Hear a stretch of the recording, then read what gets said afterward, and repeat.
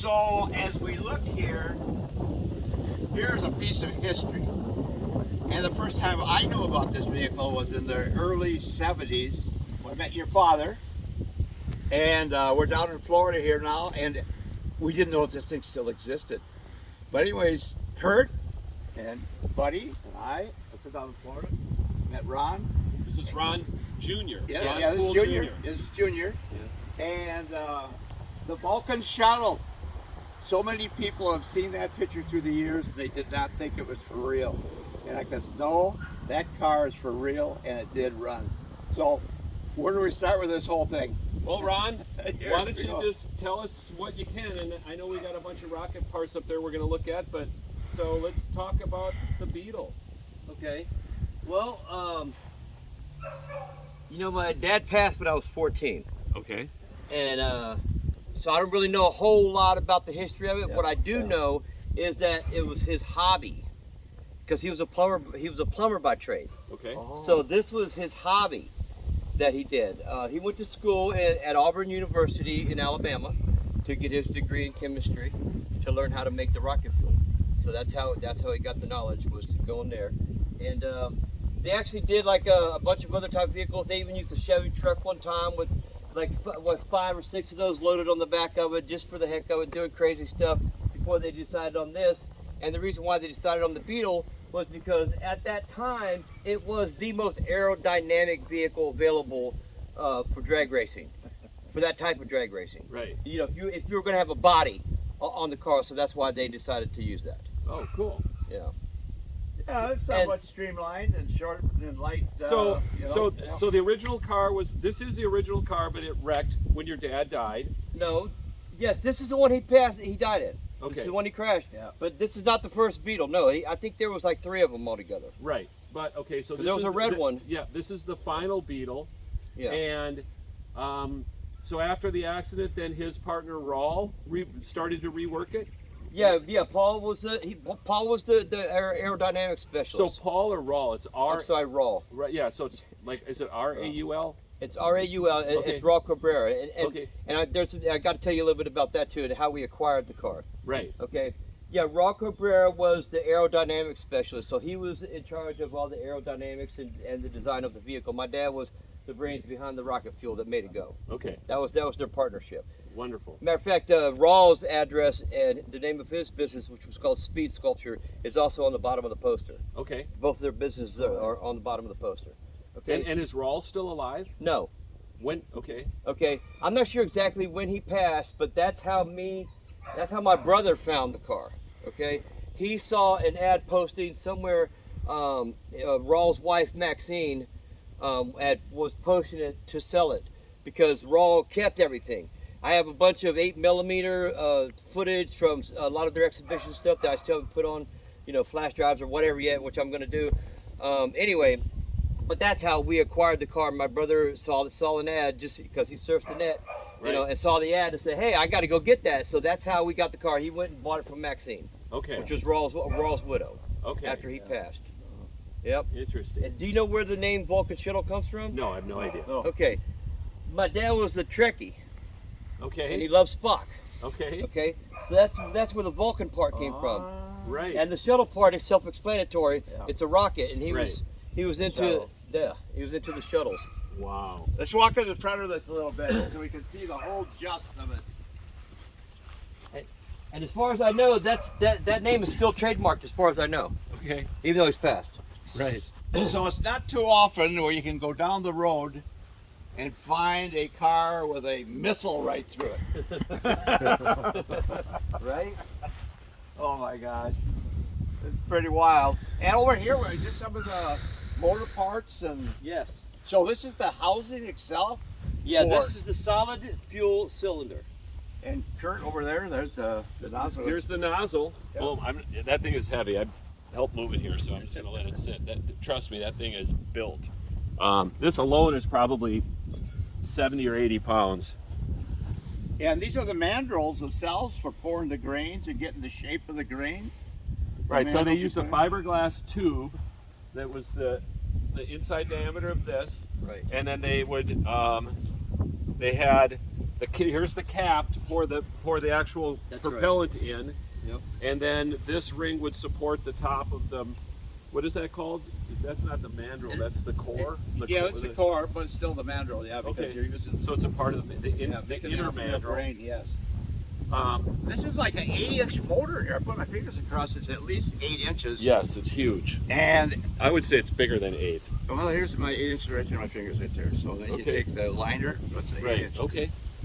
And What's amazing, and then here it looks like test castings of the actual grain. So this would have been how the propellant would look and how it would burn. Right. yeah, So it's the shape of the grain. right. So as the motor's on fire, it's starting in these inner edges and it's burning out. So it burns faster, and then it has more fuel, so you get more pressure as it burns from It inside lengthens to out. out the burn time. Right. So the different shapes are going to have different Can you burn give me that for a characteristics. second? I just want to see something. Yeah, these are obviously from a different cylinder. Smaller. For a smaller cylinder. Yeah. So Yeah. it would have been a test. Yeah. Because as you can see, these shapes are much bigger. Yeah. This might have created that. Those look like they're probably more for something with a cylider that Like size. a 6-inch, right? Yeah. Well, And maybe that is it. Maybe that was It the could nozzle be. for the smaller. Yeah. one of the things here, though, this isn't like our hydrogen peroxide rockets, because once you light the fuse on this one, it keeps on burning until it runs out of propellant. Right. So you got no control. Once you light the candle, it's off and running.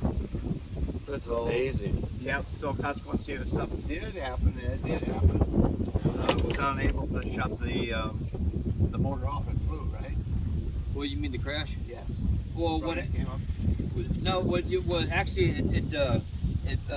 it went down, and the front tie rod busted. Oh, yeah, that's right. I did. Yeah. It's a long time ago. Yeah, and then it finally it started flipping because like you said, the rocket was continuing to accelerate. So there was no stopping once you ignited it, and that's whenever Yeah, now I remember now. So how many successful runs do you think your dad and Raul made? I mean, they both drove, right? They traded. Yeah, yes, they did. And Maxine even wanted to drive here and there, but Raul would never let her. No.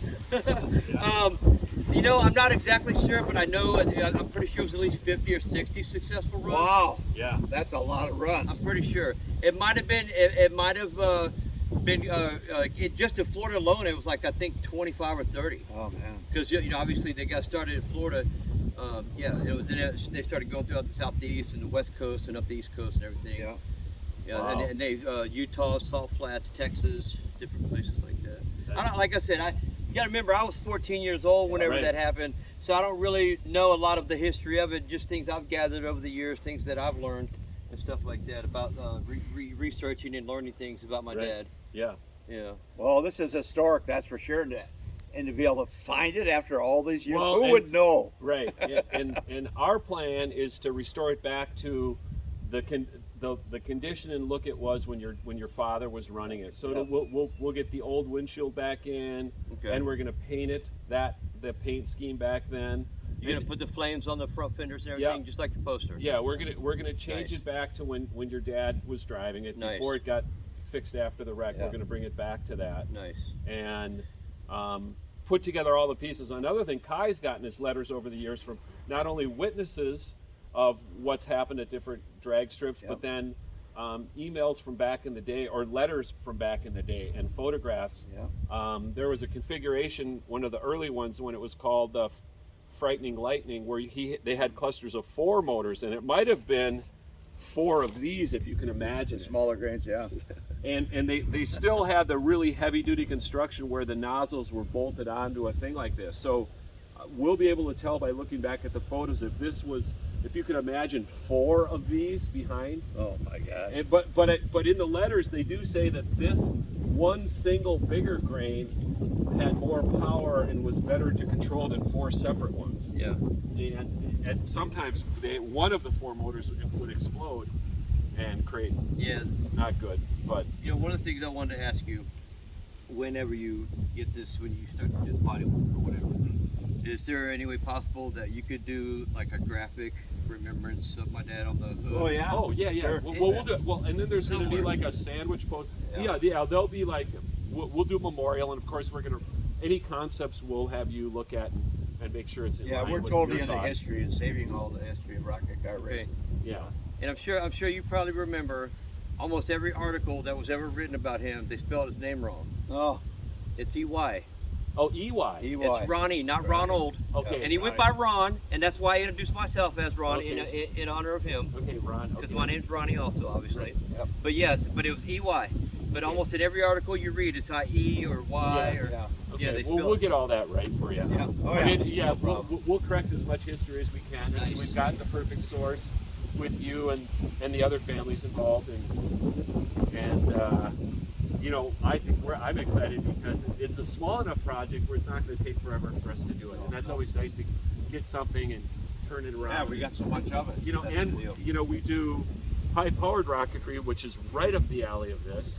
Yep. And so I would envision us doing a static test, you know, of the car in the end, Oh yeah. where we'll actually pour a motor like they did back then, Wow. and hopefully we've got some letters of formulas, and then the companies that are still involved, ongoing concerns, and we'll talk to them if they've got any you know, the Do you formulas.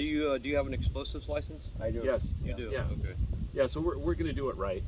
But we'll go ahead and cook it up, and I think it'd be awesome just to Okay. do Oh yeah, for sure. a Can I, fire. can I tell a real quick little remembrance Yeah, story? sure. Yeah. When I was a kid, we never bought fireworks. My dad made the fireworks. Oh yeah. Right? He had an explosives license, and whenever on the 4th of July, when he would be out in the front yard exhibiting his fireworks that he made, Hillsborough County Sheriff would surround the whole block and wait for him to get done exhibiting his fireworks that he made until he was done, and then they would leave. And they, the first thing they'd do, they would pull up, hey, what are you doing? He'd walk out there, show him his license. They'd be like, okay, but they would stay there until he was done. Well, it was probably the best show they had. Yes. Going at the time. Yes, that was awesome. I remember that. We never bought fireworks when I was a kid. We made them. I can still remember the first time he showed me solid fuel. Right? Yeah. I'm sitting outside playing or doing whatever. One time he comes out there and it's a little small piece about the size of a matchbox. Mm-hmm. Right? And he says, "Watch this." He tells me to step back, and he holds the lighter to it for a couple seconds, and up, and it just was like Yeah. Flare it up. And nothing there but it black ash. I mean, it was Yeah. all gone that quick. And yeah, I still remember that vividly to this day. The first time he showed me solid fuel. Yeah. Yeah. Well, I mean, that's how the That's all how it works, right? Right. That's pretty wild. Well, That's how we learned. Yeah. this is awesome. So let's load it up. Let's load it up. And thanks again. Appreciate it. Don't forget, I got posters. I want you Oh, to yeah. Oh, yeah, yeah. sign one for me. And I got a surprise for him. All right. Good. One Cool. for you and you. I got a surprise for you guys. All right. We'll load it up.